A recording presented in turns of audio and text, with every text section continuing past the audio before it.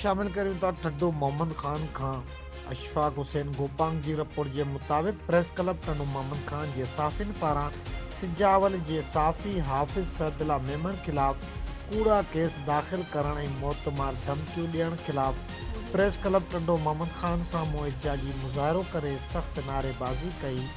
उन मौके ते फेडरल यूनियन ऑफ जर्नलिस्ट के मरकज़ी अगवान अब्दुल करीम शेख, प्रेस क्लब ज़िले ठड्डो मोहम्मद खान के सदर राव ग़ुलाम हुसैन, सीनियर सहाफ़ी प्रेस क्लब ठड्डो मोहम्मद खान के वर्किंग कमेटी के chairman Ghulam Nabi Pirio, union of journalist जो ज़िले सदर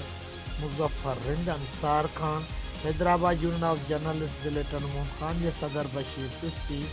सीनियर सहाफ़ी इम्तियाज़ मंगरियो, सिद्दीक़ छिपा, अब्दुल हफ़ीज़ मेमन ऐं ॿियनि खिताब कंदे चयो त सिंध में साफ़िन के हिकु रिथियल साज़िश तहत हरासान करे कूड़ा केस दाख़िल करण